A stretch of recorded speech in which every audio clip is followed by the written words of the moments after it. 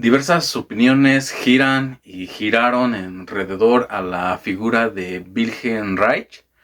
Para algunos, como personalmente opino, fue un científico brillante, un adelantado a los demás durante toda su vida. Supo comprender la esencia del sufrimiento, los fenómenos psíquicos, económicos y políticos que neurotizaban a las masas. Pero para otros, como el caso de Freud y su séquito, fue un bolchevique que había que silenciar y expulsar de la Asociación Internacional de Psicoanálisis e impedirle el acceso a las demás asociaciones como la de Dinamarca, Suecia, Noruega, por ejemplo. Otro caso es el de los nazis, que lo consideraron un simple judío que debía ser perseguido, encarcelado, arrestado por la Gestapo. La causa de estas persecuciones, asedios y expulsiones fue que Reich llevó al psicoanálisis hasta sus últimas consecuencias. Puso de manifiesto de un modo teórico y práctico cómo los procesos económicos podían convertirse en procesos psíquicos, es decir, la relación entre la represión sexual y económica política, y al hacerlo evidenciaba, por un lado, cómo el sistema capitalista había deformado y neurotizado en proporciones históricamente nuevas las estructuras de las pulsiones y el superyo de las masas. Por ende, se debía combatir a este sistema de explotación mediante la politización de la cuestión sexual. Por otro lado, demostraba que el psicoanálisis no era tan solo una disciplina médica en ese tiempo, sino una doctrina de relevancia histórica que podía desarrollarse en el campo político si se salvaban, claro, los elementos revolucionarios y progresivos. Pero lo que ocurría y lo que ocurre es que los analistas se acomodaban y se acomodan de la mejor manera a las condiciones existentes. Reich también demostró las limitaciones del psicoanálisis, esto es, su condicionalidad y su función social, cómo en el seno mismo del psicoanálisis se gestaban conflictos de clase y por ello la cientificidad anhelada por Freud entraba en contradicción con sus pretensiones burguesas. Asimismo, dio cuenta la discrepancia entre lo que el psicoanálisis decía ser oficialmente y lo que en verdad era, como terapia y como metapsicología. Dio cuenta cómo el nominalismo predominante en psicoanálisis impedía a los analistas ver la objetividad social y que a causa de ello el psicoanálisis devino psicologismo y terapia adaptativa. Con esto, Reich auguraba y teorizaba el declive del psicoanálisis que hoy es más que evidente. No es de extrañar que para desacreditarlo, Freud y los suyos recurrieran a falsedades, a toda clase de calumnias, como la de que estaba esquizofrénico, que simpatizaba con los nazis, que tenía relaciones sexuales con sus pacientes, que sus aportaciones provenían de su locura o de su posición política. Sin embargo, el basamento de la propuesta reichiana fue en un primer momento la teoría del orgasmo y solo posteriormente la energía orgónica. Para quien no gusta abordar a los autores directamente y se contenta con la superficie de las cosas, observará en el concepto del orgasmo una definición trivial y vulgar. El orgasmo como goce sin conciencia, abandonado sin freno a la voluptuosidad. No obstante, el sistema de pensamiento que propone Reich dispone de una definición completamente opuesta a la acepción corriente. En este video vamos a ver cómo Reich fue arrastrado por el fango hasta quebrarse, hasta hacerse pedazos, pues murió solo en una cárcel, convencido de que Freud era una persona íntegra, cabal, cuando en realidad fue el que fraguó a sus espaldas, con los miembros del comité y hasta con los nazis, su expulsión de la Asociación Alemana y con ello de la Asociación Internacional de Psicoanálisis. Como ya es costumbre, contaremos con las agudas consideraciones de Susan Bass, quien, como ya saben, estudia, practica y ha estudiado y practicado la sexología, la psicología y el psicoanálisis. Así es que te saludo con mucho gusto, Susan Bass. Hola, Angelito. Pues muy contenta de volver a estar aquí, después de darme un bañito. Ay, para estar relajadita. y disfrutar esta historia que les vamos a narrar y a comentar a nuestros amiguitos de YouTube. Y bueno, esta historia va a estar muy buena, Angelito, muy buena, porque sinceramente siempre he admirado a Wilhelm Reich. Es genial. Y ya estoy deseando que nos cuentes, por favor, toda la historia.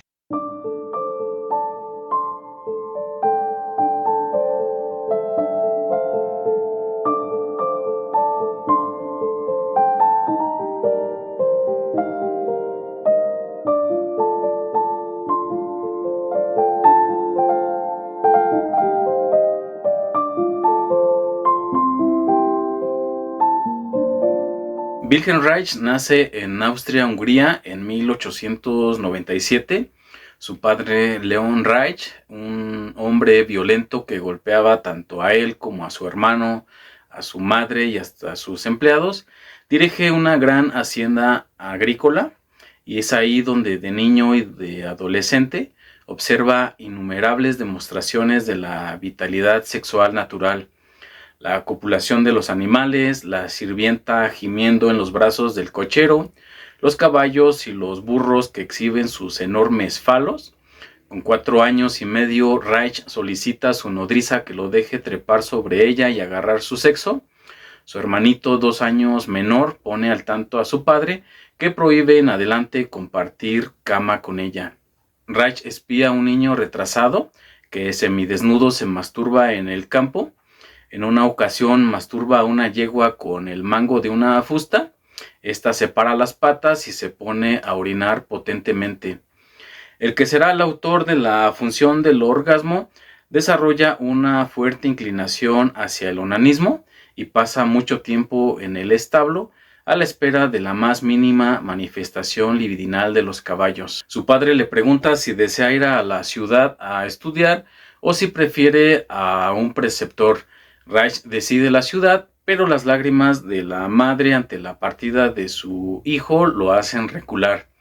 Reich frecuenta el taller de un carretero que le fabrica tapas para su colección de mariposas y que además tiene una hija muy bonita. El niño le promete tabaco y se hace de la llave del escritorio del padre. Además del tabaco, Reich encuentra en una gaveta un álbum lleno de desnudos. Recuerda que lee las 150 páginas. El padre se da cuenta del robo del tabaco y probablemente sospecha lo de su libro. Reich, por temor a las represalias, lo niega, pero de pronto su madre entra con la máquina de armar cigarros. Esta la halló en la chaqueta de Reich. El niño se siente traicionado, no tenía consuelo y sintió que nunca la iba a perdonar.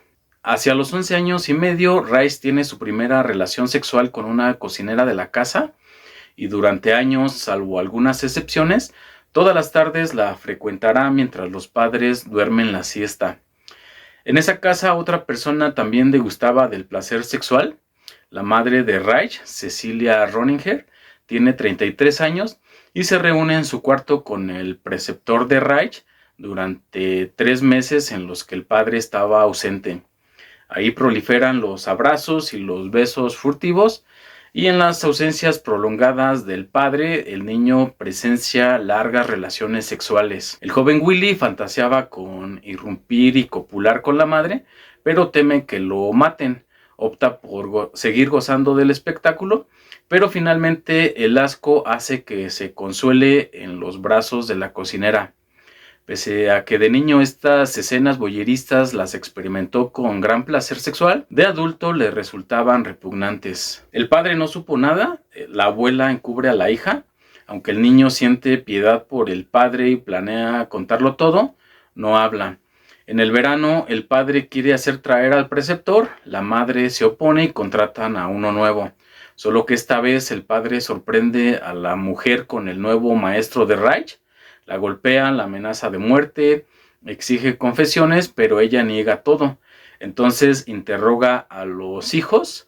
Reich cuenta todo lo que ha visto, incluso que había visto a la abuela comprar preservativos en la farmacia. La madre de Reich toma veneno. El padre, lleno de culpa y remordimiento, quiere perdonar a su esposa, pero cuando ésta se recupera le comunica que piensa divorciarse y casarse con el preceptor. Ante esta noticia, el esposo oscila. Unas veces le dice que esas cosas pasan, que son normales, otras le propina severas palizas. Mientras tanto, Raich va al liceo, a la ciudad, y pronto comienza la paranoia en su padre. Le inventa amantes a su esposa, la golpea con regularidad, ella comete otro intento de suicidio y luego se envenena por tercera y última vez. Hasta este punto, Susan, ¿qué opinión te merece estas imágenes, estas escenas de la infancia de Raich? Bueno, pero qué drama familiar, ¿eh? Parece telenovela esto. No sé si reír o llorar, pero bueno.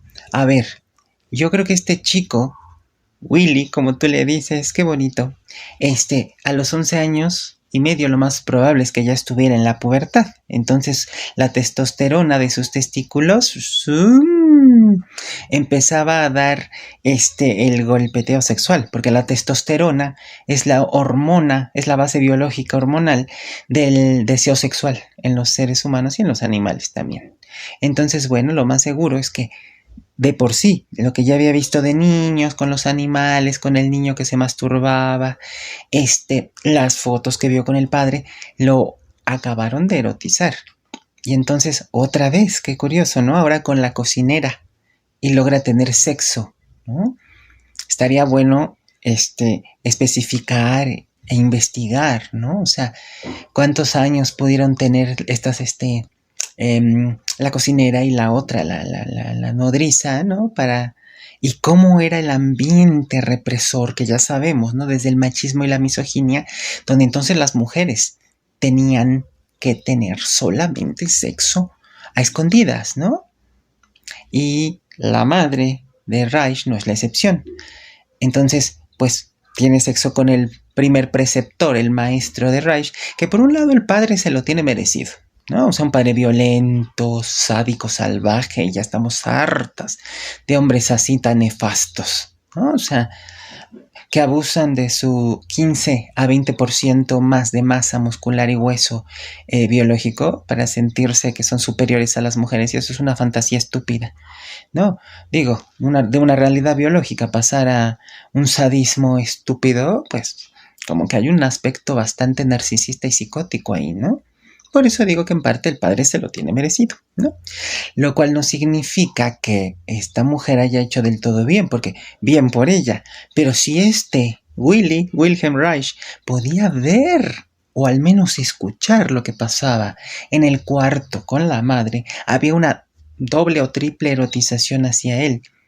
Digo, él mismo lo dice, quería participar en la escena, dijera Freud, en la escena primaria. Y qué curioso, la escena primaria no fue entre papá y mamá, sino entre mamá y el maestro de Willy, de Reich, ¿no?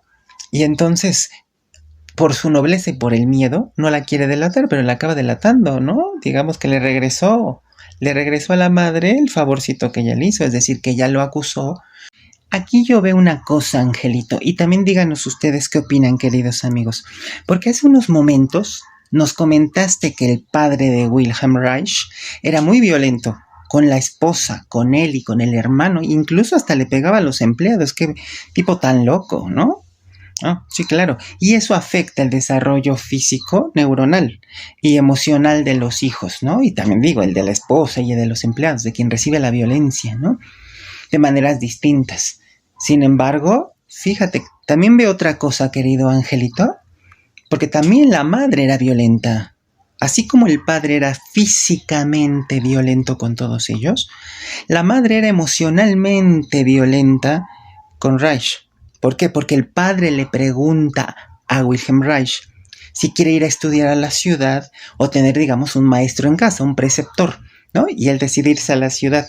Pero entonces cuando se entera la madre se pone a llorar y entonces no quiere que se separe de ella. Y uno puede decir, sí, pobre mamita, sí, qué linda. No. Ahí está encubierto un egoísmo y un narcisismo donde no permite la separación, digamos la exogamia, ¿no? Del chico. E incluso su superación. Vaya, de todas maneras, claro, iba a estar el maestro en casa enseñándole, sí, al ojo del amo engorda el caballo, ahí pegadito a la madre, ¿no? Digo, punto número 1 de la madre.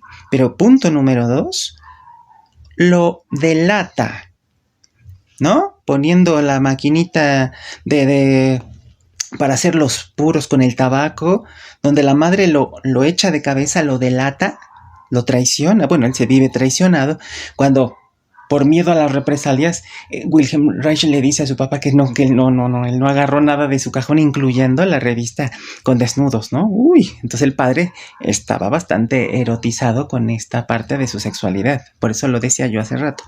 Pero la madre, a sabiendas de que el padre es violento y les pega, aún así lo expone y lo delata con el aparatito de hacer el tabaco con los puros. O se estaba exponiendo a su propio hijo a la ira del padre. Entonces también la madre era muy violenta. O sea, no por ser mujeres somos, ay, la Madre Teresa, la Virgen María, uy, nos sale acá el halo. Sí, la aureola, sí, pero sobre los cuernos, ¿verdad? Sostenida en los cuernos.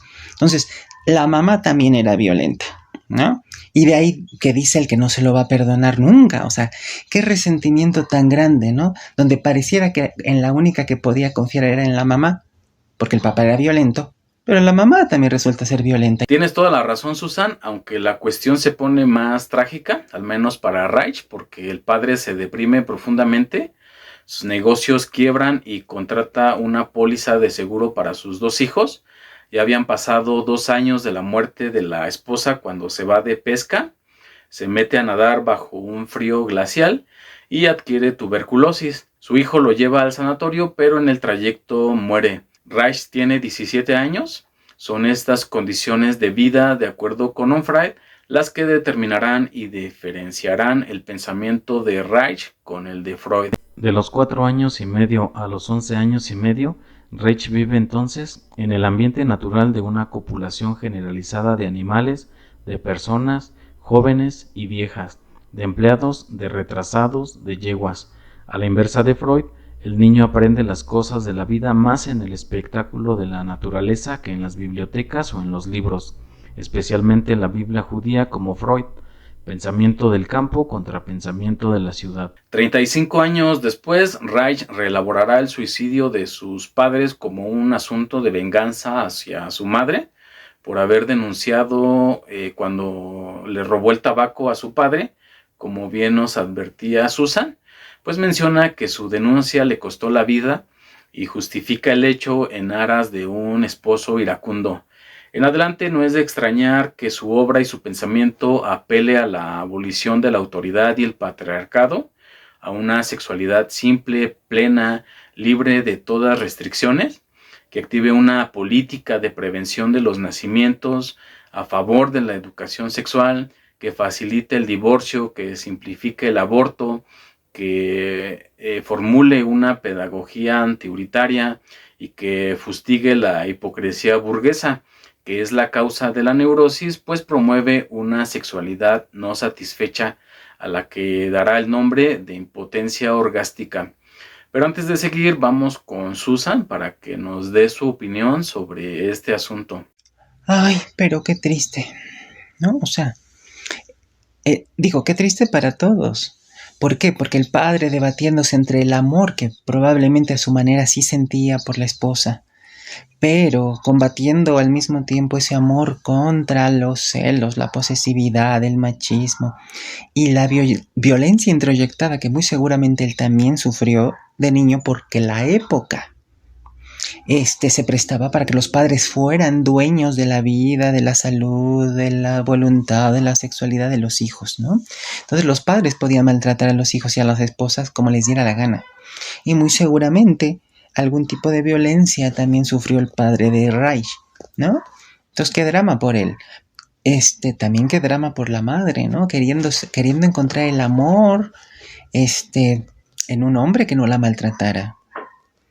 Y esta es la prueba más fehaciente, que tuvo el valor para decirle al marido que quería casarse con el preceptor, con el maestro de Reich, ¿no? Y pues obviamente el otro, entre que no la quiere perder, entre que él no la cela, la sigue maltratando. Y ella ya desesperada, también habrá que comprender qué tipo de infancia tuvo ella, qué tipo de vida tuvo también la mamá de Reich, ¿no?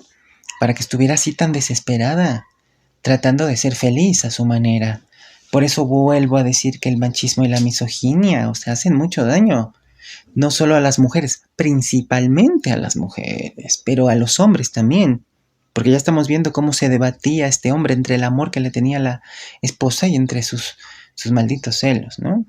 Qué lástima que en ese momento, pues no hubiera ni psicoanálisis, ni psicoterapia gestal, ni humanista, y la psiquiatría estaba en pañales. Entonces, híjole, los recursos psicológicos del mundo sí no estaban a la mano, ¿no? Ahora, pobre Wilhelm Reich, pobre Willy, como tú le dices, Angelito, ¿no? O sea, pierde a la madre y además por suicidio, no fue un accidente, ¿no? Y aún así es algo traumático un accidente.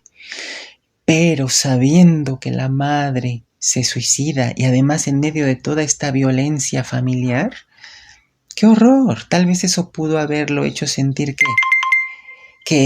bueno, el culpable de todo era él, ¿no? O sea, no sé, la mente de los niños son así. ¿Cuánta culpa debió haber sentido Reich, Susan? ¿Cuánto dolor? Quizá por ello en 1916 se enroló en el ejército austriaco durante la Primera Guerra Mundial. Ahí conoce las trincheras, el frente, los combates, la muerte. De vuelta a Viena en 1918, se matricula en la Facultad de Derecho, luego renuncia para seguir la carrera de medicina. En plena miseria y sin poder comprar ropa civil, viste con su uniforme militar. Estaba muy interesado por la biología, la psicología, la sexología, la filosofía. Era un asiduo y ferviente defensor de Bergson, el filósofo de la energía vital. Reich conocerá desde ese periodo que su inteligencia molesta a más de un condiscípulo. Desde joven, como mencionamos al inicio del video, tendrá la reputación de ser un adelantado a los demás, reputación que mantendría toda su vida. En poco menos de un año, Reich se convierte en un destacado médico internista de Viena. Ahí conoce a Otto Pfennigsel, quien había escrito Esoteric, un escrito que le fascinó, pues Pfennigsel vertía el testimonio de una mujer que pugnaba porque se le reconociera el derecho de usar su cuerpo para la reproducción, para venderlo, para su placer en solitario o en compañía. Pfennigsel y Reich eran apasionados amigos y destacados estudiantes. Pusieron en marcha círculos de lectura y seminarios fuera de la Universidad de Viena, es decir, crearon espacios alternativos a la enseñanza tradicional y así desafiaban el statu quo político y académico. En estos seminarios se discutía sobre sexo, psicología, sociología, política, la masturbación, el orgasmo, la sexualidad. Estas inquietudes guiaron a Pfennigsel hacia 3 ensayos de una teoría sexual de Freud, y los estudiantes lo deconstruyeron capítulo a capítulo. Reich le envía una carta a Freud lamentando que la sexología no fuese enseñada en la universidad. Para 1919, Reich, Pfennigsel y otros 2 compañeros acuden a la Vergas a conocer a Freud durante su hora de visita. Freud, con 63 años, debió ver en aquellos jóvenes cualidades personales y profesionales, ya que los invitó a las reuniones semanales de la Sociedad Psicoanalítica de Viena. Es así como se embarcan a la causa freudiana. En ese año, Reich comenzó su análisis con Isidor Sadger, un analista homosexual convencido de la primacía absoluta de la sexualidad en la vida humana, y para 1920, con apenas 22 años, Reich se convierte en miembro de pleno derecho en la Sociedad Psicoanalítica de Viena y se percata que Freud es un hábil especialista, según dijo. Hábil especialista, pero sin método. Dice que era un excelente trabajador empírico, pero no un científico metódico. Para salir o para paliar esta situación, le propone a Freud realizar un seminario técnico ya que por aquel entonces no había técnica y los analistas solo trabajaban con asociaciones. El primer seminario técnico lo dirigió Hitchman, luego Nomberg y en 1924 el propio Reich. Este seminario fue crucial para Reich, pues dice que se encontró con dos situaciones. Una, el sufrimiento de la gente, lo que denominó neurosis estásica, y por otro lado encontró la aversión de los psicoanalistas a encararse con ella. Esto fue lo que impulsó a Reich fuera de los confines delimitados del psicoanálisis, o mejor dicho, de los delimitados por Freud.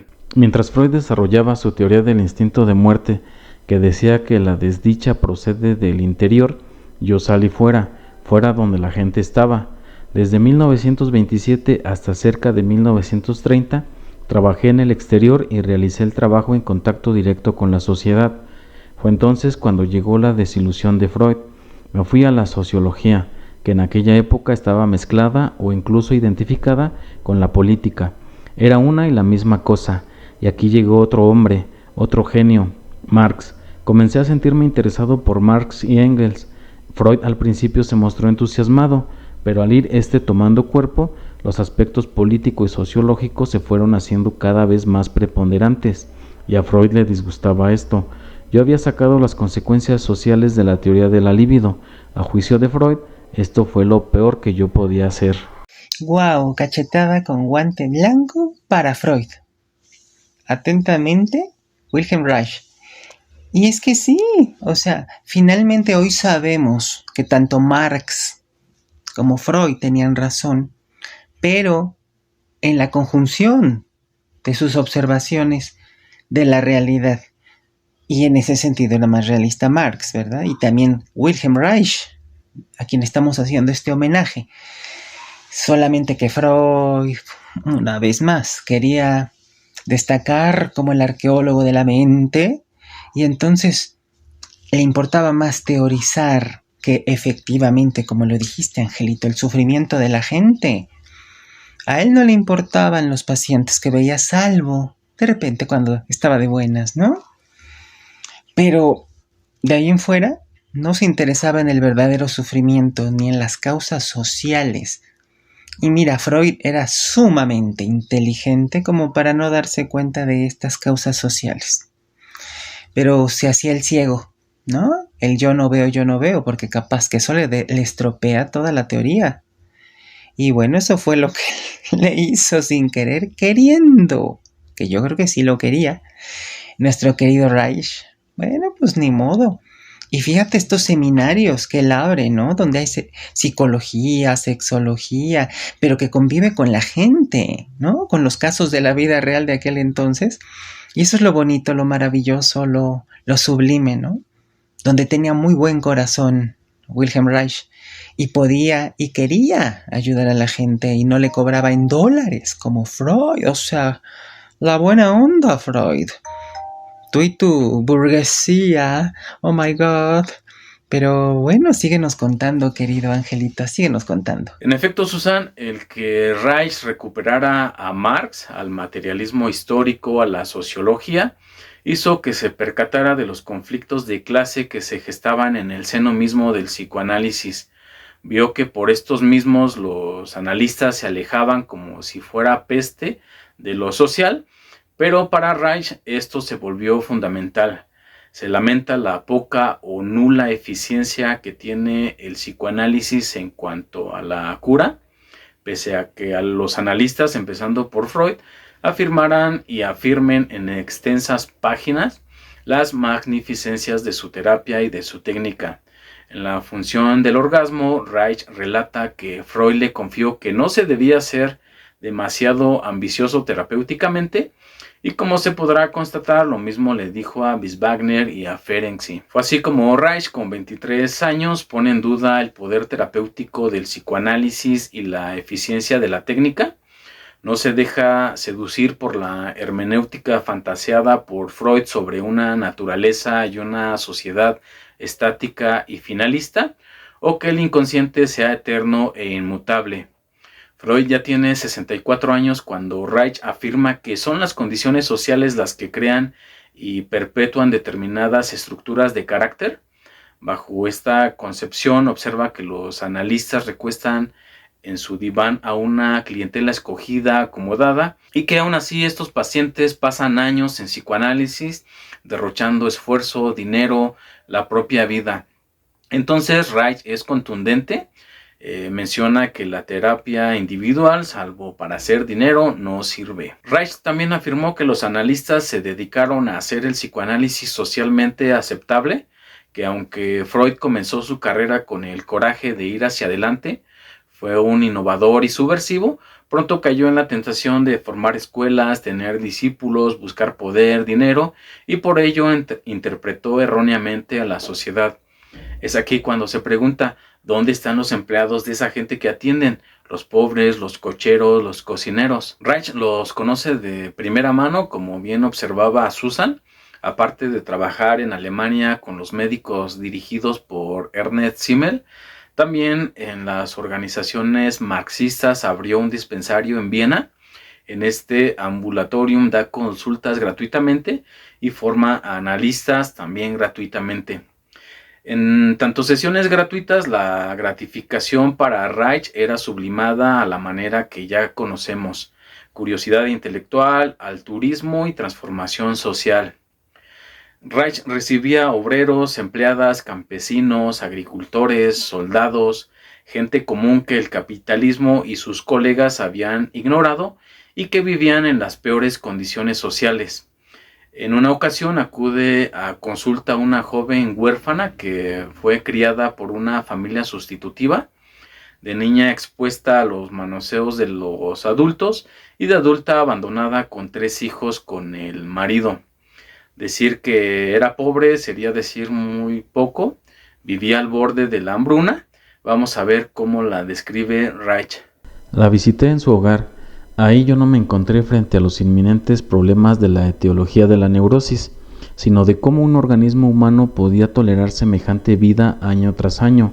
No había nada, absolutamente nada que alegrara su vida, solo miseria, soledad, los chismes de los vecinos, la preocupación por el pan diario y además las trapacerías criminales del dueño de casa y su patrón. Su capacidad de trabajo era explotada al extremo. 10 horas de dura faena le reportaban alrededor de 30 centavos. En otras palabras, ella y sus 3 hijos debían vivir con una entrada mensual de más o menos $10, y lo extraño es que vivían. ¿Cómo podían hacerlo? Nunca lo supe. Imagínense $10 al mes, cuando Freud en ese periodo cobraba de 10 a 25 dólares la hora. Y luego dicen que la gente no acude a análisis por resistencias. Y sí, como en efecto descubre Reich, en las personas preocupadas por el pan diario, difícilmente se puede comprobar o constatar la etiología de la neurosis. ¿Por qué? Bueno, pues vamos a ver a que nos lo explique Gramsci. La casa de la mujer demanda demasiado Lois Sears. En el obrero del nuevo tipo se repetirá, de otra manera, lo que ocurre en los villorios campesinos.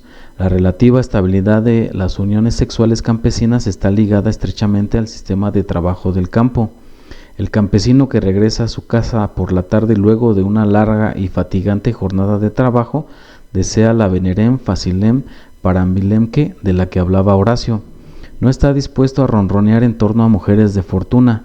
Ama a su mujer, segura, intachable, que no cometerá adulterios y no pretenderá la comedia de la seducción y el estupro de ser poseída.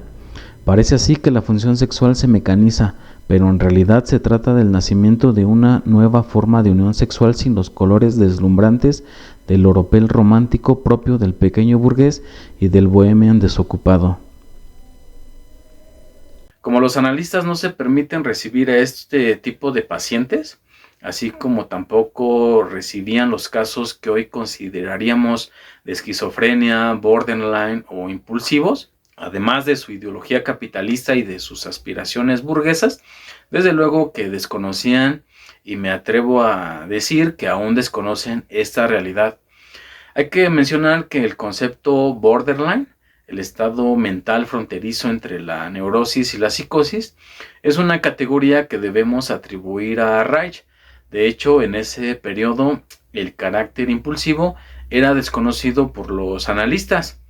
En este punto, ¿querías comentar algo, Susan? Me encanta que estás retomando, Angelito, lo de lo borderline, también llamada personalidad límite, border o fronteriza, ¿no? Borderline.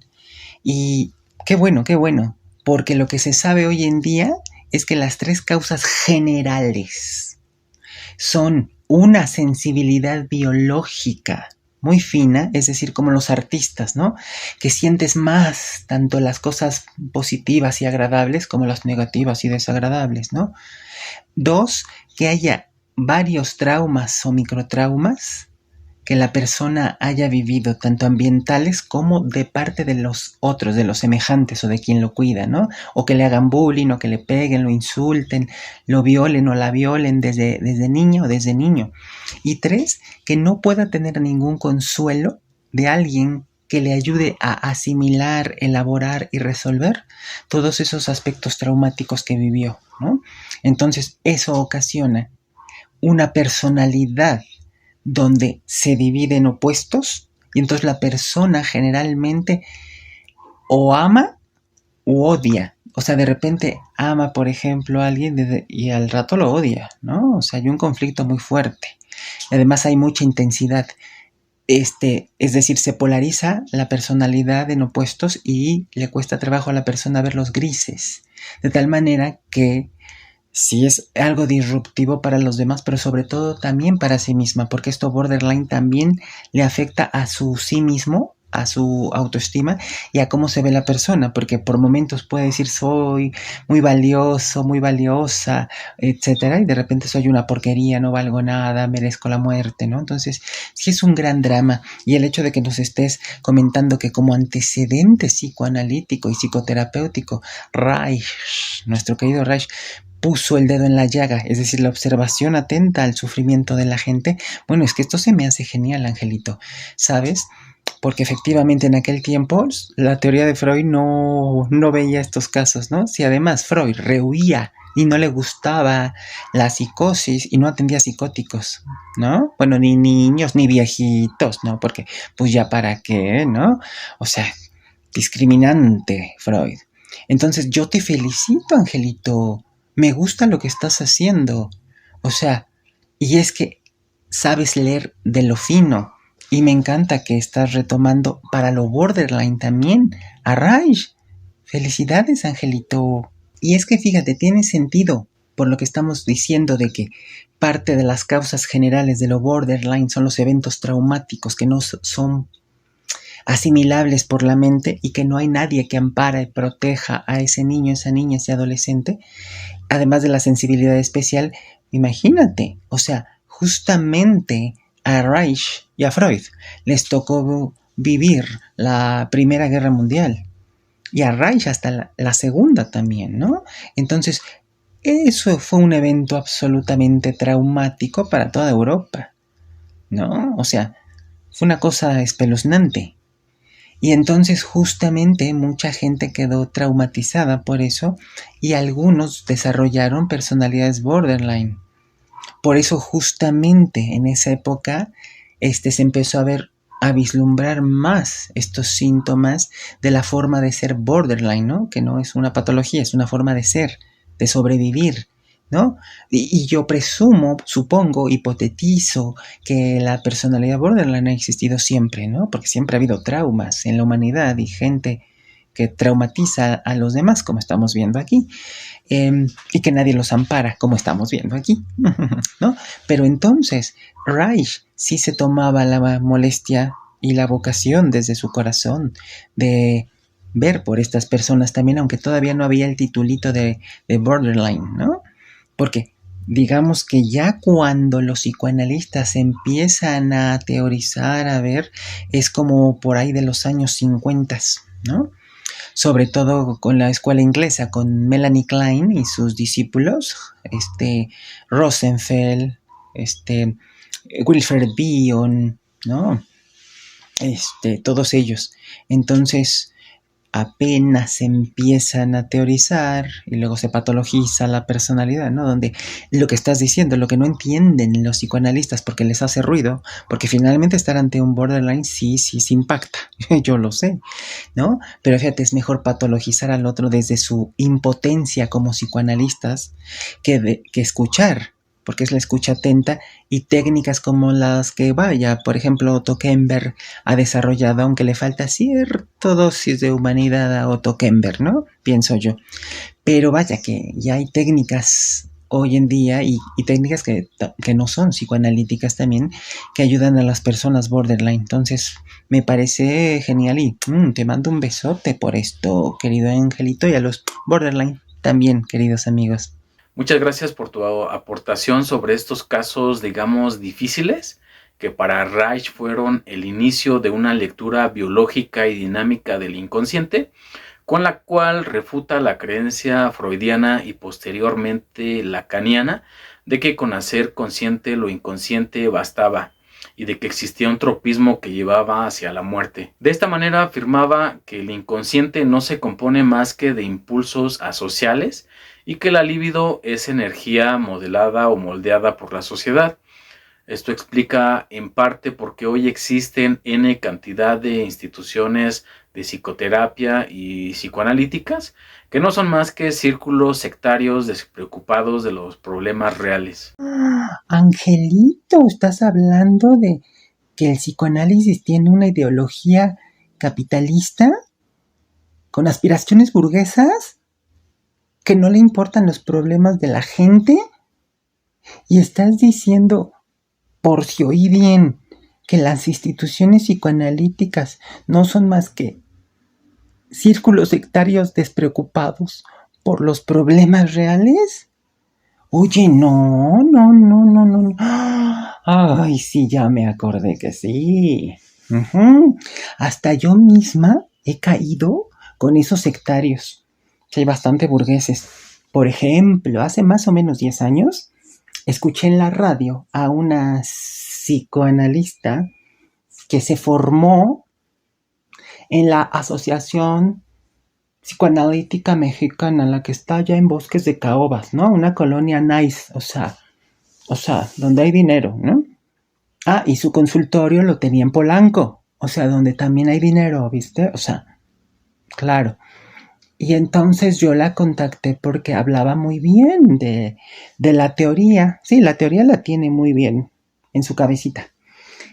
Y me dijo que cobraba 1,000 pesos, o sea, y hace 10 años, o sea, que imagínate ahora de cobrar 2,000 pesos. Y yo le dije, mira, en este momento solamente te puedo pagar 200. Aunque después descubrí que no valía ni un centavo su porquería de pseudo-psicoanálisis.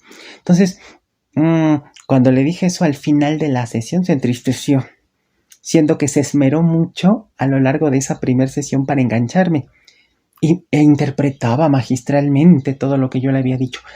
Pero cuando le dije esto, cambió no solo su cara, sino su actitud en todas las subsiguientes sesiones psicoanalíticas, pseudo psicoanalíticas, y me dijo que hiciéramos un trato donde yo me comprometía cada vez a pagarle más, de 200 a 400, a 600, 800 y luego sus 1,000 adorados pesos.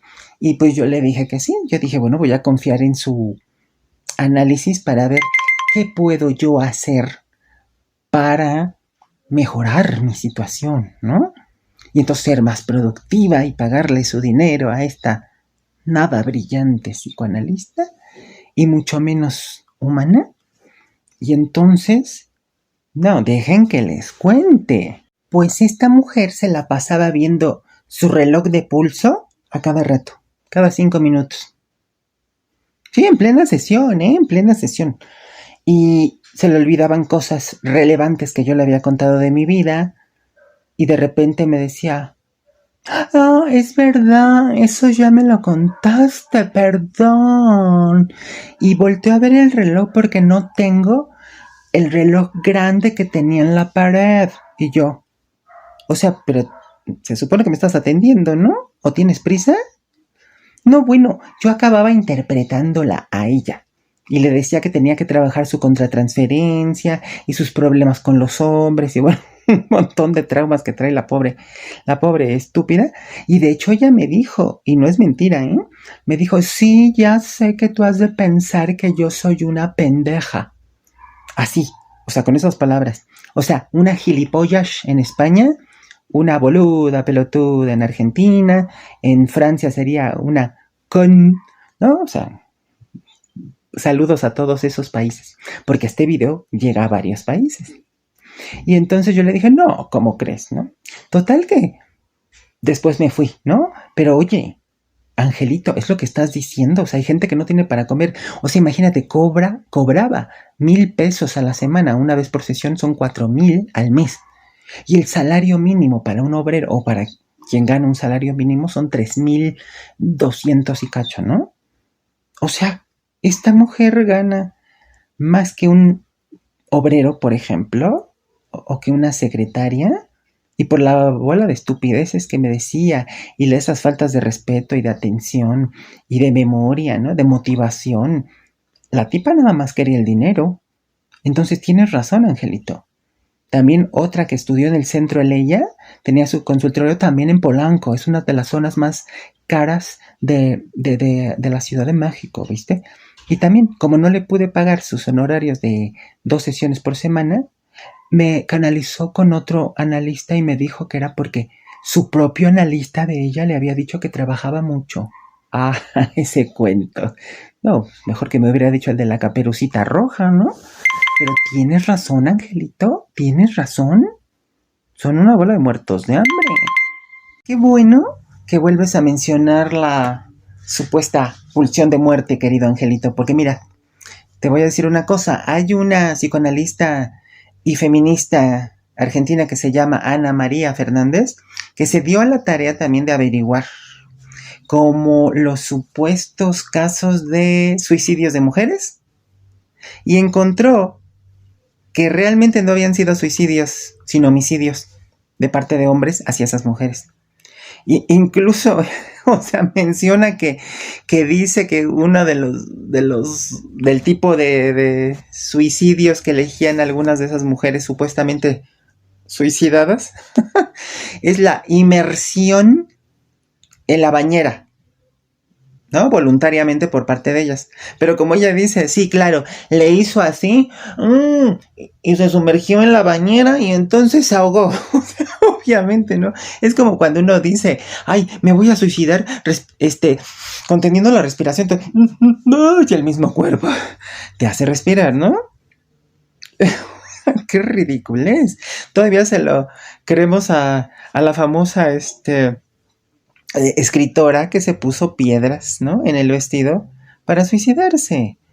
Pero acá no va. Acá no va. O sea, entonces, ¿cuál pulsión de...? No, claro, y si esa bola de idioteces la quieren interpretar estos presuntos suicidios de mujeres, la quieren interpretar algunos psicoanalistas que están casados con esto de la pulsión de muerte, pueden decir, sí, claro, ellas se meten a la bañera por algún motivo que no soportan y entonces su pulsión de muerte hace que dejen de sufrir y se suicidan. Lo que es el fanatismo tan estúpido de Freud y los seguidores que no cuestionan a Freud, los psicoanalistas que no cuestionan a Freud. Por ejemplo, esta psicoanalista sí cuestiona a Freud y dice, se queja, ¿no? De la lectura bíblica de Freud, de Lacan, etc. Y también se queja de estos analistas vacunos que no hablan y nada más mugen como vacas. Cuando tú les dices, oye, me pasa esto, ay, me dolió esto, y tú le preguntas a tu analista, oye, ¿cómo ves tú? Y tu psicoanalista te dice, como vaca, ¿no? ¡Qué ridículos! Bola de ridículos. Oye, Angelito, ¿a ti no te ha tocado alguno de estos falsos psicoanalistas, burgueses, explotadores, que no hablen, así como estos vacunos que nada más mojan? Cuéntanos. Esa va con triquiñuela, ¿eh? Sí, yo creo que la mayoría pasamos o acudimos con estas personas nefastas. En particular yo fui con un ávido para el dinero, que sus sesiones eran súper cortas que se enmudecía ante la transferencia y que obviamente me cobraba todas las sesiones, además de las que no podía asistir. Y ahorita anda diciendo que no se deben de cobrar todas, que su clínica es correcta porque él sí trabaja con la transferencia. Pero pues ya sabemos que esto ocurría desde Freud. Recordemos que se quedaba dormido en las sesiones y lo peor era que sus pacientes atribuían el silencio a que estaba reflexionando o a que dejaba que el paciente se hiciera cargo de la interpretación. Ya ni se diga con Lacan, que hacía nudos borromeos, que cosía sus fajos de billetes mientras el analizante hablaba. Así que pues no interpretes a tu magnánime analista. Recuerda, ellos no operan con la memoria, sino con la atención flotante. Angelito, entonces tú también caíste en las garras de gente aprovechada, muerta de hambre, sin ética, sin profesionalidad, aborazada con el dinero. Melanie Klein habla de la voracidad, ¿no? Que es el deseo vehemente que tiene la persona de tomar el objeto bueno y vaciarlo y dejarlo así, ¿no? Como un globo desinflado y quitarle todo lo que tiene para sí mismo, ¿no? ¡Qué barbaridad, qué barbaridad! Y vaya, de la escritora famosa que estaba hablando, de que se metió piedras en los bolsillos y se metió al mar, pues es Virginia Woolf, obviamente, ¿no? Ahora, aclarando también esto de los supuestos suicidios de estas mujeres que se metían a la bañera con agua y que se autoahogaban, qué idiotes, y que estos psicoanalistas pudieran decir, sí, se murió, se suicidó ahí, se quedó ahí, y se puso azul. O sea, por favor. Fíjate, qué horror, ¿no? Que lo que se sabe, las evidencias que se saben son que son estos hombres las que las mataron y eso no... Y claro, entonces los psicoanalistas van a decir, estos fanáticos psicoanalistas, entonces claro, la pulsión de muerte de esos hombres, no contenida, no ligada, hicieron que mataran a las mujeres y las ahogaron ellos. Bueno, sí, pero eso no explica nada, porque finalmente ya se sabe hoy en día que la violencia se aprende y el sistema machista, capitalista, misógino, es una fuente de asesinatos de hombres contra hombres y de hombres contra mujeres. Y en mucho menor grado de mujeres contra hombres y todavía ya menor grado de mujeres contra mujeres, ¿no? Entonces, hay muchos factores que llevan a los hombres a matar mujeres y además la impunidad, ¿no? De que no hay leyes que castiguen a estos delitos. Entonces, hay muchísimas cosas. El maltrato en la infancia de estos chicos, el tener que seguir modelos de hombres violentos como a veces y muy seguidamente sus padres, sus abuelos, sus tíos, sus hermanos mayores. Entonces, ¿cuál pulsión de muerte? Dejémonos de estupideces. Son factores sociales que se incrustan en la mente, ¿no? Y que violentan de adentro hacia afuera. Y como las mujeres se les considera menos que los hombres, se desquitan los hombres contra las mujeres. O sea, y Wilhelm Reich nos abría los ojos de estas realidades, aunque no le gustara a Sigmund Freud. Sí, Susan, de hecho en el canal tenemos un video muy cortito de Virginia Woolf. No dejen de verlo, por favor. Entonces, para Reich, el psiquismo inconsciente no es lo más importante ni dice la última palabra, sino el estado psicofísico en el que se encuentra una persona y en tanto sea capaz de consentir la fuerza libidinal que lo habita. ¿Por qué? Bueno, la energía orgonómica sostiene que el letargo humano y el anquilosamiento son la expresión exterior de la inmovilización del sistema bioenergético debido al acorazamiento crónico del organismo. Es así que si el sentido último de nuestra vida, o al menos el más definitivo, era el sexual, y el orgasmo el momento más intenso, el acme del acto sexual, la estructura psíquica adecuada sería la capacidad de admitir y conocer este tipo de emoción violenta y liberadora. Esta potencia orgástica es la posibilidad mental y física de dejar subir en él los flujos de energía biológica sin ninguna inhibición y de propagarlos en las contracciones corporales, la capacidad de descargar completamente la excitación contenida en el organismo. Reich menciona estructura psíquica adecuada, pues cuando una persona es incapaz de esto y se acumula la energía vital en el organismo, esta energía retenida constituye nudos que edifican una coraza muscular. Esto es una incapacidad para el contacto emocional causada por espasmos devenidos crónicos con la acumulación de angustias, cóleras, excitaciones sexuales insatisfechas. Si tenemos una corriente, decía Reich, una corriente natural debemos dejarla correr. Si le ponemos diques por algún sitio, llegará a rebasarlos. Por tanto, cuando se levantan diques al natural fluir de la bioenergía, también los rebasa, conduciendo a irracionalismos, perversiones, neurosis, etc. ¿Qué es lo que hay que hacer para corregir esto? Hay que hacer retornar la corriente a su cauce normal, dejarla fluir de nuevo naturalmente. ¿Qué te parece lo anterior, Susan? ¿Estás de acuerdo o no? Pues es que justamente Reich estaba en armonía con su interior y con el exterior. Por eso podía ver claramente hacia adentro de sí y hacia afuera, hacia el mundo circundante. Y yo pienso que eso le ayudó a ser más empático que Freud con la gente sufriente, ¿no? También es cierto esta afirmación que hace donde lo energético y lo físico, si se detiene mucho, se atrofia, ¿no? Eso ya lo sabemos hoy en día, pero él fue el primero que occidentalmente, digo, de acá en Occidente, no accidentalmente, no, sino que acá en Occidente pudo nombrar esta verdad, ¿no?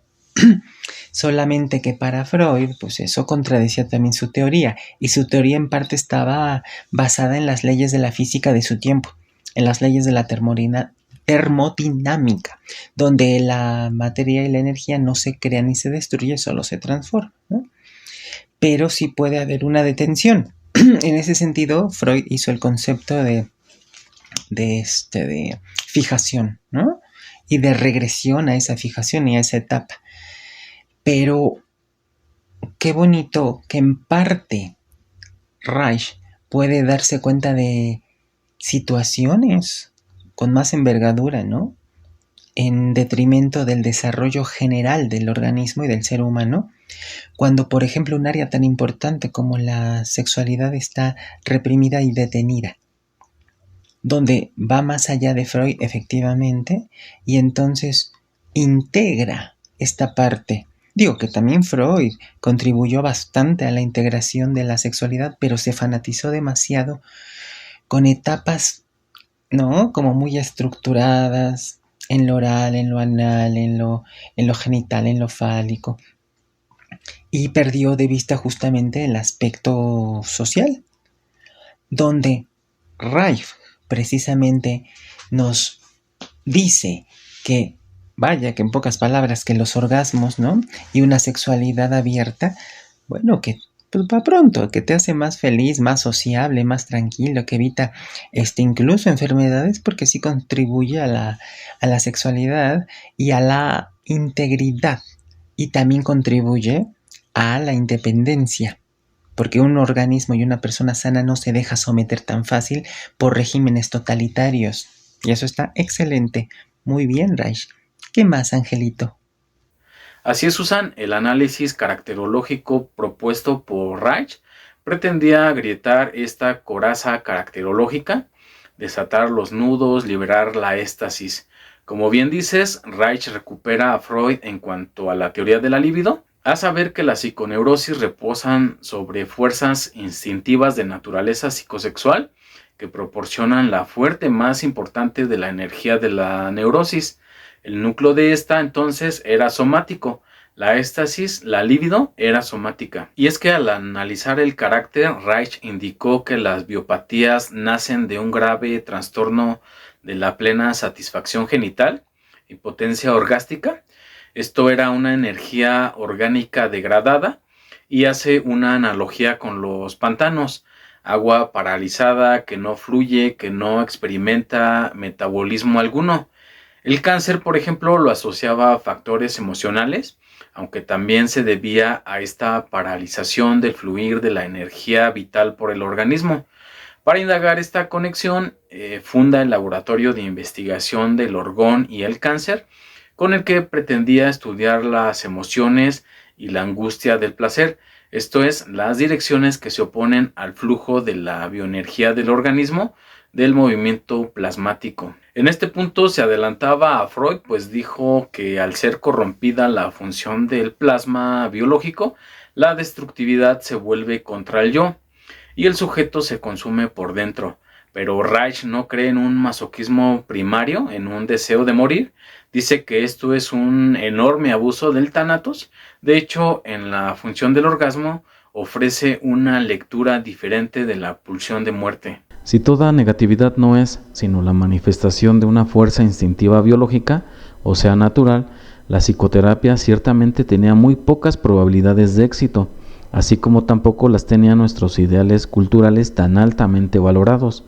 Si incluso la tendencia a la autodestrucción era un hecho biológico irreversible, parecían existir pocas probabilidades fuera de una recíproca matanza entre los seres humanos. Dice Reich que Freud trató de escapar a esta cualidad. Infiere que él mismo tenía la sensación de que algo letal había en su organismo humano, pero que lo discurría en términos de instinto, y así se convenció de la pulsión de muerte. Esto para Reich era un error porque no es algo que quiera el organismo, es algo que sucede al organismo. Por tanto, no se trata de un instinto, pero Freud siempre deseó que dos fuerzas se contrarrestasen entre sí. Reich no se explicaba por qué Freud no veía que esas dos fuerzas opuestas en el fondo eran la misma, era realmente una, pues todo lo que se opone por naturaleza, decía Reich, constituye en última instancia una unidad. A propósito de esto, Reich alude a la vez que se manifestó el cáncer en Freud. Fue en el Congreso de Berlín donde expuso el yo y el ello. Se sabe que Freud era un estupendo conversador, y ese congreso no fue la excepción, estuvo fantástico. Sus palabras fluían clara, sencilla, lógicamente. Habló con gran claridad, y entonces lo atacó exactamente ahí, en la boca. Tuvo que resignarse, fue la última vez que habló en un congreso. Reich refiere que Freud se hallaba sexualmente muy insatisfecho, pues tuvo que renunciar a sus goces íntimos por razones económicas y para conseguir beneficios intelectuales desde que era un hombre de mediana edad. Más allá de que Freud fumaba bastante, Reich dice que en él había un impulso a morder y a tragarse algo para no expresarlo nunca, que en ocasiones era mordazmente cortés, y esto pues es verdad.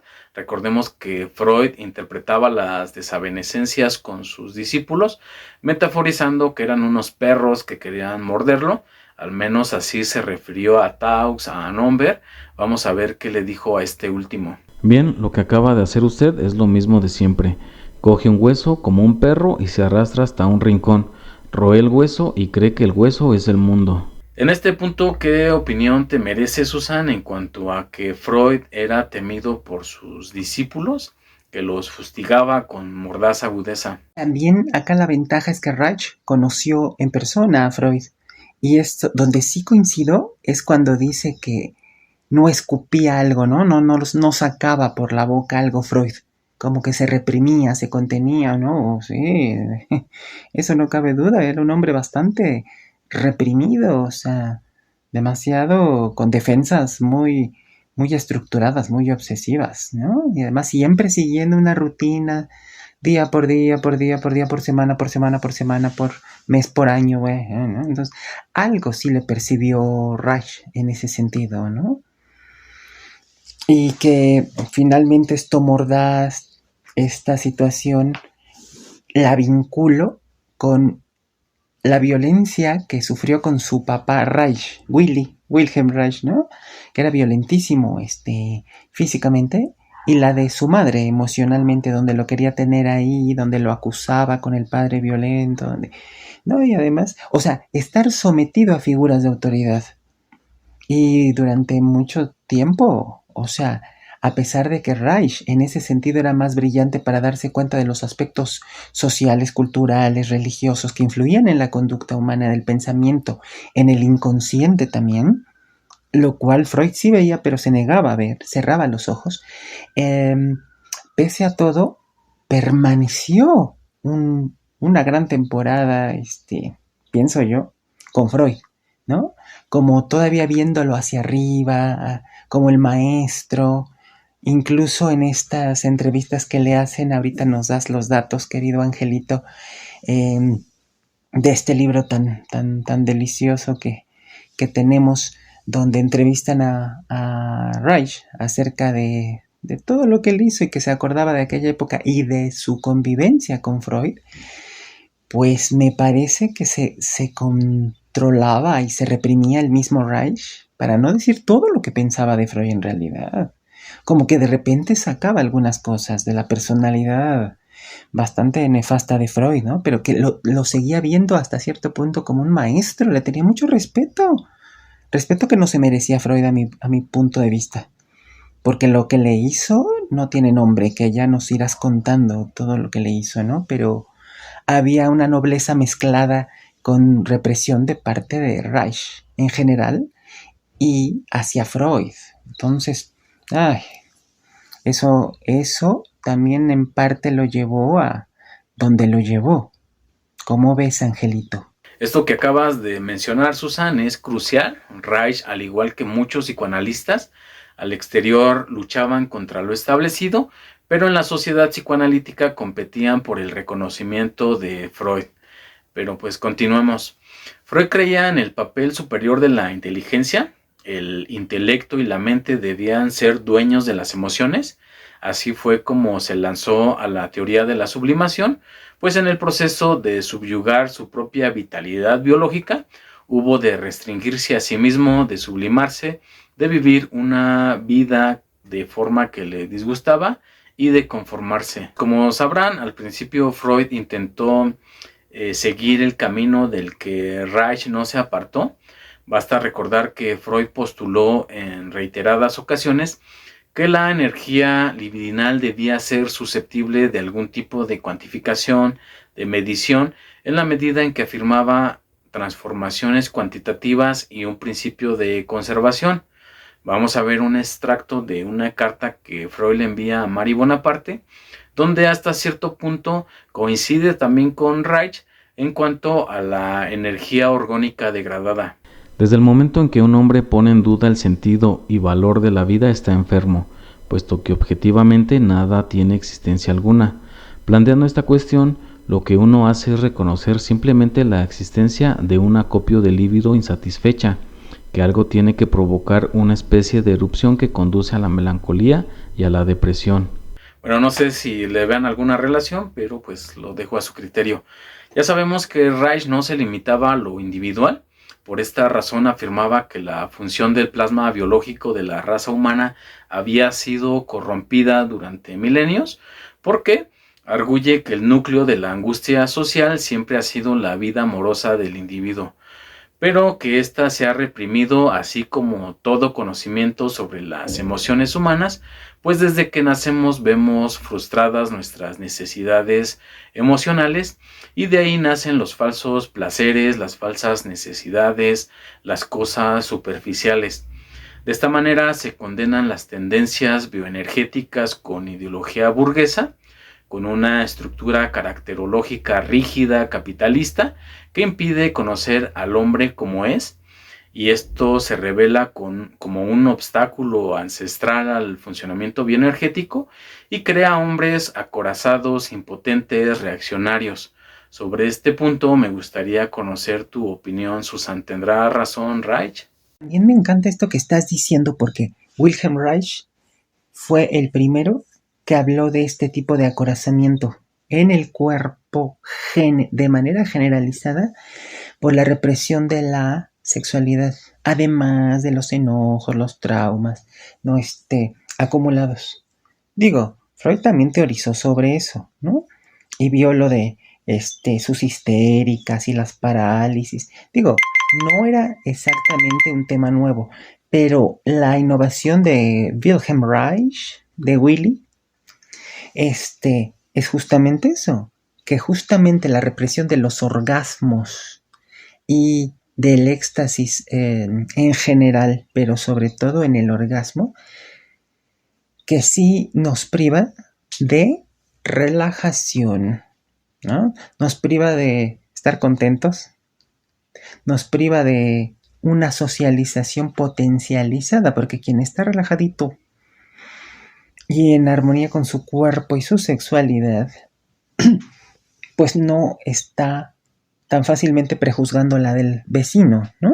Aunque se pueden colar prejuicios. Sin embargo, el cuerpo, la fisiología cambia y el humor cambia.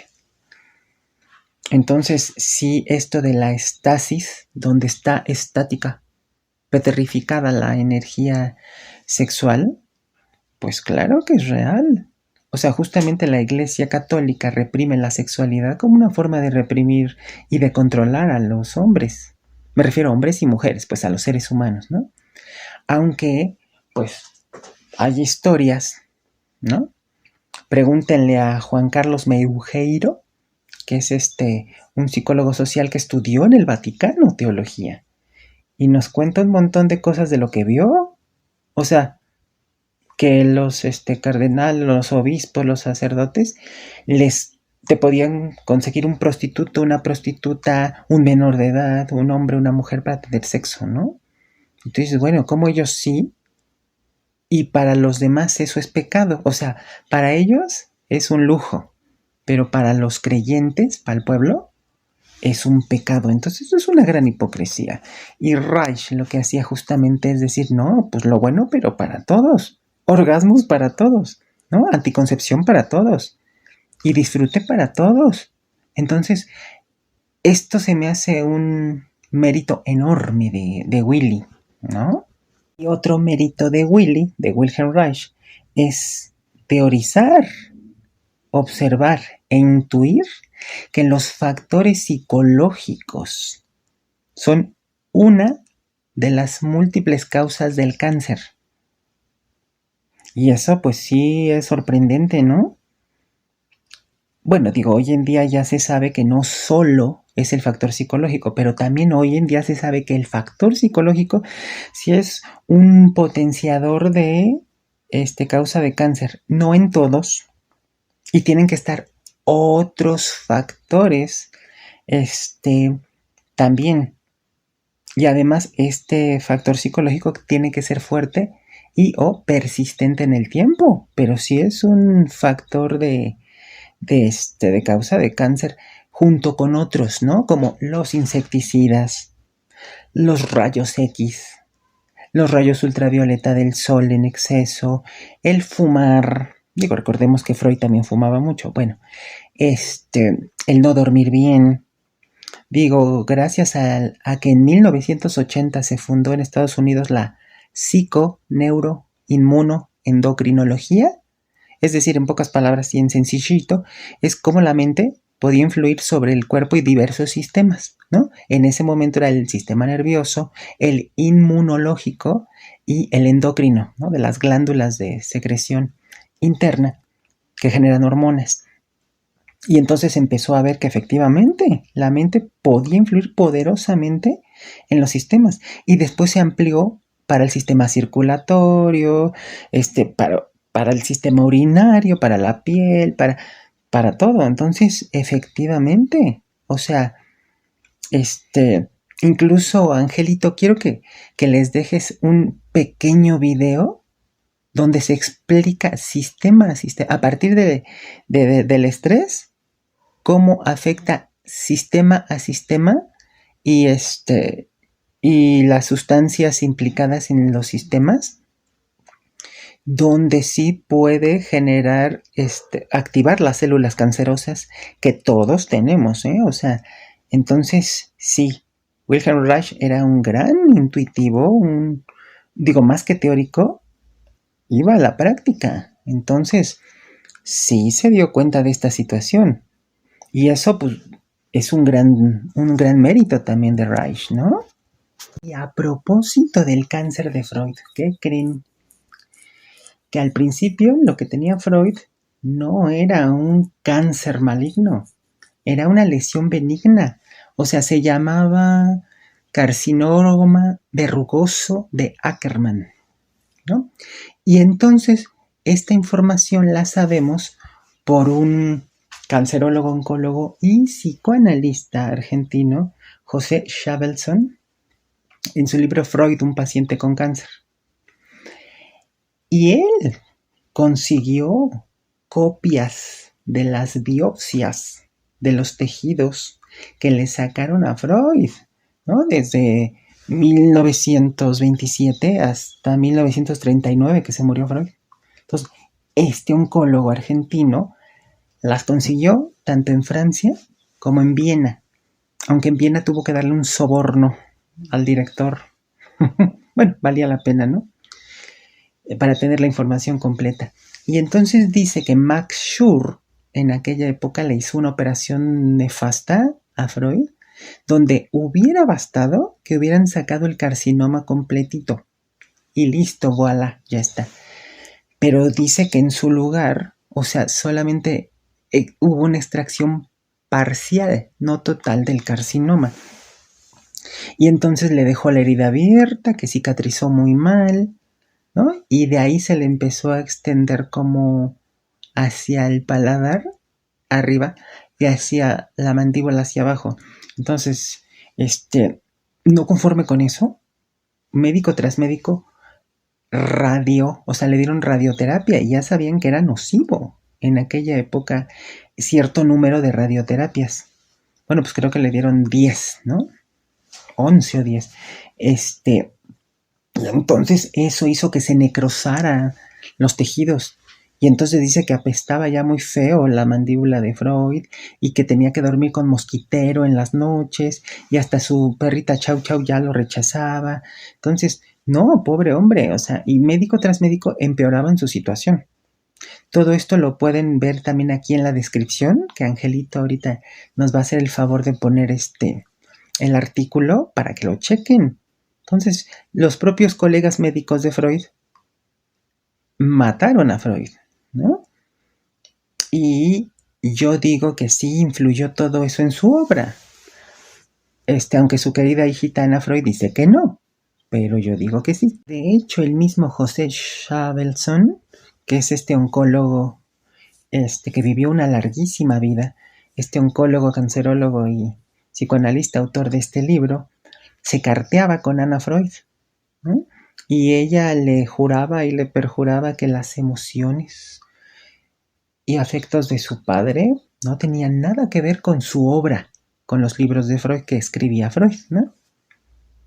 Ay, ¿de dónde saca semejante tontería? Evidentemente estaba defendiendo a su padre y quería evitar el morbo que de por sí ya había, ¿no? Y con la enfermedad de Freud, además de que lo sobreprotegía bastante a Freud. Era su gran lacaya y además enfermera. Y ella misma dice que esta labor de enfermería era muy fácil, ¿no? Y muy quitada de problemas. Evidentemente no. José Chabelson dice lo contrario, que ese tipo de necrosis en los tejidos por las radioterapias que le dieron en exceso,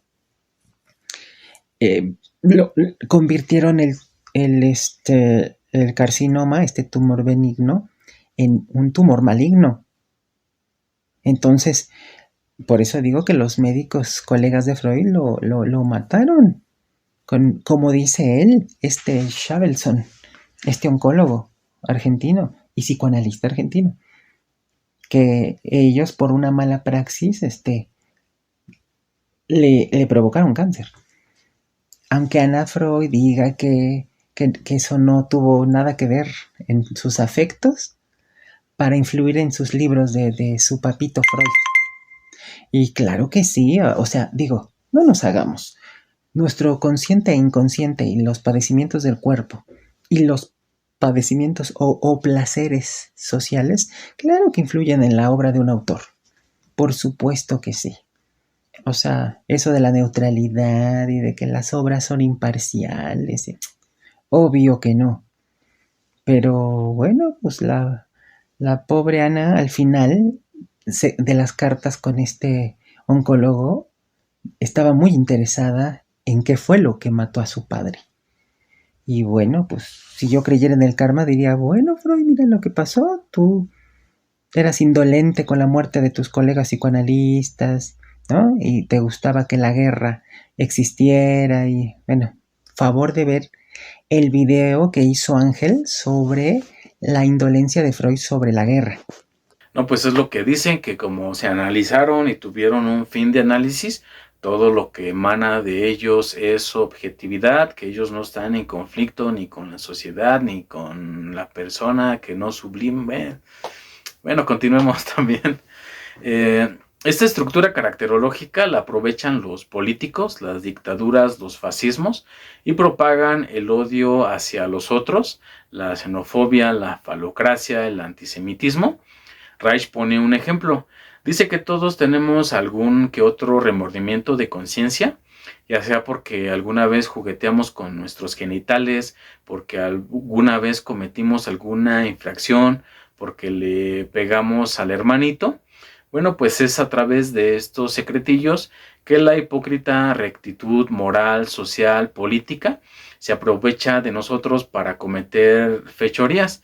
Se aprovecha del sentimiento de culpa de cada uno para poner en marcha reglas que sirven de pretexto para cometer las peores monstruosidades, asesinatos, guerras, encarcelamientos de gente inocente, en lugar de que con ello nos hagan sentir como verdaderos seres humanos. Reich menciona que de esta manera se crea un ambiente esencialmente patológico que condena al sujeto al silencio, a la cobardía, a la depresión, a la psicosis. Por ello, la premisa de Reich era que todo se hiciera a la luz del día. Inclusive llega a decir que por esta misma razón el psicoanálisis fracasa. Imaginemos ahora por un momento que los psicoanalistas se han hecho con el poder en un país cualquiera. De acuerdo con su concepción de la existencia de un psiquismo inconsciente, al tropezar con el estancamiento de la humanidad, lo atribuirían a perversos deseos inconscientes de una u otra clase. Su solución sería ser consciente de la malignidad, para exterminar el mal inconsciente. Por supuesto que ello nada remediaría. La situación sexual de los analistas, hipócrita cuando no frustrada, fue decisiva para el ocultamiento de la etiología de la neurosis. Las estructuras caracterológicamente acorazadas no pueden habérselas con una genitalidad natural. ¿Por qué Reich metía en el mismo saco a los analistas? Pongámoslo de esta manera. Si para él una sexualidad insatisfactoria o inexistente causa la neurosis, en correspondencia con su teoría, Reich no vivía contra los dictados de la naturaleza, sino que vivía una vitalidad genital y no permitía que perturbaran su salud emocional. Aunque no practicaba la promiscuidad, salvo en una ocasión, siempre tuvo pareja y los analistas o no tenían o detestaban su propia vida marital. Jones era un inglés muy frustrado y aborrecía la vida que Reich llevaba, y no solo la de él. Rado estaba celoso de Reich porque había tenido con su esposa lo que él denomina contactos genitales. Estos dos propagaron el rumor de que era un inmoral, esquizofrénico, que había estado en una institución para enfermos mentales. Jones y también Federn siempre buscaron presentar a Reich como una persona inmoral. Desafortunadamente su encarcelamiento logró lo que no habían conseguido sus calumnias y difamaciones, pero en un momento avanzamos con esto. A mí se me hizo extraño Federn, sobre todo por la posición que tomó respecto a Taux. Bueno, menciona Reich que Federn era un desgraciado en su matrimonio, aunque era buenísimo esposo, que vivía pegado a su mujer con todas las consecuencias que ello acarreaba. Al parecer a Federn le ocurrió lo que a Jung con Otto Gross.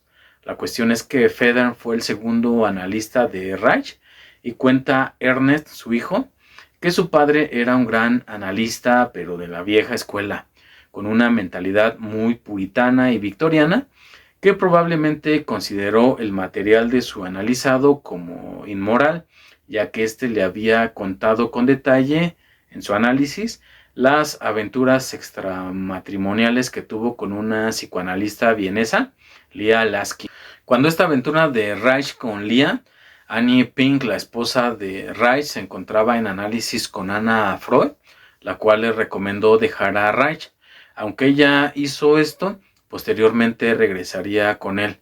Desde luego que las peripecias de la vida de Annie y de Reich llegaban a oídos de Freud. Reich creía que cuando alguien vive continente se vuelve sucio, de pensamientos sucios, pornográfico, neurótico, te disminuyes, te trastornas. El hecho de que sus colegas llevaran una vida frustrada era motivo de que envidiaran a aquel que no la sufre, aquel que lleva una vida clara y abierta.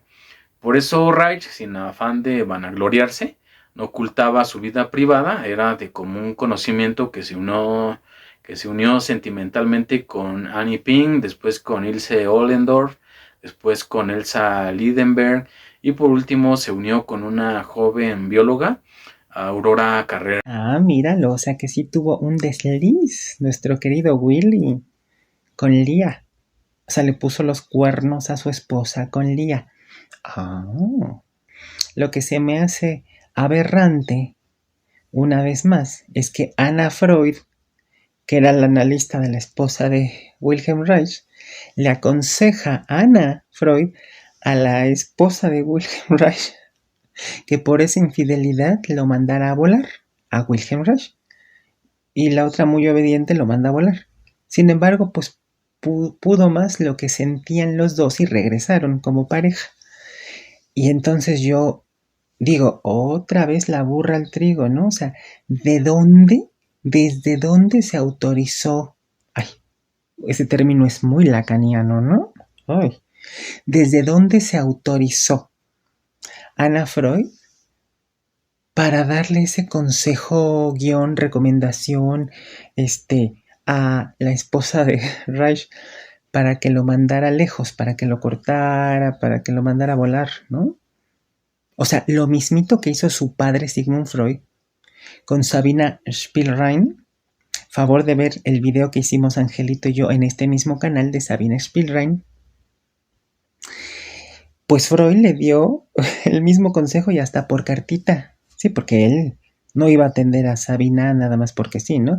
Pero en una cartita Freud le escribió a Sabina, como viene en ese video que ya verán, que Sabina mandara a volar a Jung, que era su amado amante, como si Jung fuera unos trastes viejos. Así le dijo Freud a Sabina. Qué fácil, ¿no?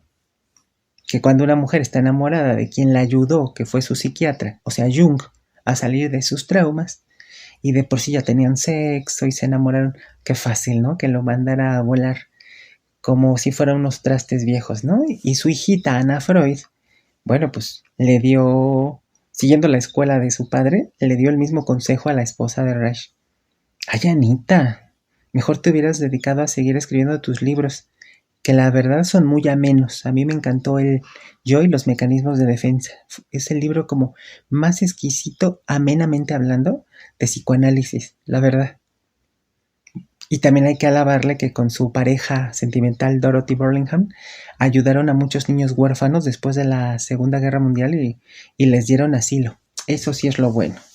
Lo autorizaron sus pares, Susan, tal como dicta la mafia lacaniana. Aunque en ese tiempo los analistas mantenían oculta su vida privada, en tanto se analizaban entre ellos, sabían quién se aprovechaba de su posición de analista. Él veía que estos abusos eran consecuencia de cierta frustración sexual en sus colegas, pero que se hacían los hipócritas. Reich se consideraba un hombre sano, decía que la envidia provenía del cohibido hacia quien no se consideraba obligado a inhibirse, que quien vivía en correspondencia con los postulados de la potencia orgástica no podía llevar a su vez una vida enferma. Solo las personas hambrientas sexualmente realizaban tales obscenidades, no una persona orgásticamente satisfecha. Vamos a ver una pequeña anécdota de Reich. Mi segunda esposa, Elsa Lidenberg, era muy hermosa. Ahí está su retrato. En 1934 fui con ella al Congreso de Lucerna. Es algo muy divertido volver a pensar hoy sobre aquello, aunque para reflejar la actitud que en aquel entonces adoptaron algunos analistas, le diré que se alojaron en hoteles, se pasaban el día sentados en salones llenos de humo, etc. Yo no me comporté así, me alojé con mi esposa en una tienda de campaña junto al lago Lucerna. Tenía mi cuchillo, ¿sabe? De los que se utilizan cuando se acampa. Hoy nada particular encontraría nadie en ella. 15 años después corrió un rumor por Nueva York pretendiendo que me había vuelto completamente loco en Lucerna, que había colocado la tienda en el vestíbulo del hotel y que me paseaba con un cuchillo. Nunca sabrá usted quién tuvo la idea, pero el rumor empezó a circular hasta llegar a mis oídos. Era cierto que me había alojado en una tienda, pero no en el vestíbulo, y era cierto que tenía un cuchillo, pero no iba con él a la asamblea. Cuando apareció por allí mi mujer, muchos analistas se lanzaron sobre ella, como lo hacen los machos, tratando de poseerla. Solo personas que padecen hambre y miserias sexuales proceden así. Y claro, ya sabemos que desde el comienzo del psicoanálisis, varios analistas tenían relaciones sexuales con las pacientes. Ahí tenemos a ni más ni menos que a Jung, a Carl Gustav Jung con Sabine Spielrein, y de hecho en este mismo canal pueden buscar ese programa, es el programa pasado que hicimos. Así que búsquenlo aquí en la lista, por favor, de los videos, ¿no? También el famoso biógrafo de Freud. Sí, también él. Ernest Jones. En 3 ocasiones se dice que se masturbaba delante de ciertas mujeres. Incluso una paciente lo demandó. Bueno, él hizo un escándalo y Freud se enteró. Y sin embargo, Freud no hacía más que llamarles la atención en secreto. O sea, Freud era cómplice de estos abusos sexuales de sus pupilos, ¿no? Con las mujeres. Y quién sabe si con los hombres, ¿verdad? Eso, ¿por qué no? Pero vaya que al menos con las mujeres sí. Y eso sucede hoy en día, ¿no? Y a mí me consta que hay psicoanalistas y aquí en México y lacanianos, específicamente porque son los que me constan, ¿no? Que se acuestan con las pacientes, que engañan a la esposa con las amantes, bueno, un relajo, pero que cuando tienen sus conferencias, bastante estúpidas, por cierto, se presentan como muy buenas personas, como muy defensores de las mujeres, se presentan como el paladín de la justicia a través del psicoanálisis, ¿no? Y son unos demonios, un asco. Y que incluso también son violentos con sus propios hijos, ¿no? De estos mismos hay uno que también a mí me consta cómo martirizaba a sus hijas y a su hijo, ¿no? Cómo lo mataba en vida junto con la exesposa, que también era psicoanalista, y es un asco estar matando en vida a la gente y que incluso, bueno, puede desembocar, como en varios casos, en la muerte hasta física de estos hijos, ¿no? Es una cosa asquerosa. Y Reich tenía razón en eso, ya desde entonces se daba cuenta de este tipo de porquerías. Y al menos, pues, aunque cambiaba de esposa y de esposa y de esposa y de esposa, bueno, pero no era hipócrita, ¿no? No le mentía a nadie, pienso yo, Angelito. ¿Tú qué opinas? Pues como el mismo Wilhelm Reich decía, era crucial que todo se hiciera a la luz del día. De esa manera no podían aprovecharse de nosotros, porque del modo oculto la sexualidad se decantaba hacia la insatisfacción y la represión, que además de producir la neurosis, ocasionaba eyaculación precoz, vaginismo, impotencia, frigidez, y esto a su vez conducía al onanismo, la homosexualidad, prostitución, abusos sexuales. Como se observa desde esta postura, la sexualidad nada tenía que ver con el complejo de Edipo, la escena primaria, con un determinismo biológico que obliga a obedecer a la pulsión de muerte. Es decir, que no circunscribe a lo individual, porque de hecho existe frustración genital de la población en general. Por ello, el siguiente paso de Reich es cuestionar las leyes sociales, los dogmas religiosos, los aparatos ideológicos y represivos. De ahí la necesidad de la sociología y de presentar las cosas directamente, sin circunloquios. Por eso rechaza el diván en el consultorio próspero y sale a la calle. La cuestión sexual supone una respuesta política, pero esto lo abordaremos en un segundo video. Muy bien, Angelito, entonces, amiguitos, los esperamos para que vean la segunda parte de este video de Wilhelm Reich y que sepan el desenlace de todo lo que pasó Ay, ni se imaginan, pero bueno. Y bueno, pues entonces los esperamos para el próximo video que va a ser muy pronto. Y entonces si les gustó también el video, denle like, activen la campanita para nuevas notificaciones y los esperamos, amiguitos. ¡Ay! Sí, sí, sí, siempre quise decir eso en YouTube. Sí, sí, sí, sí. Entonces, beso y hasta el siguiente video.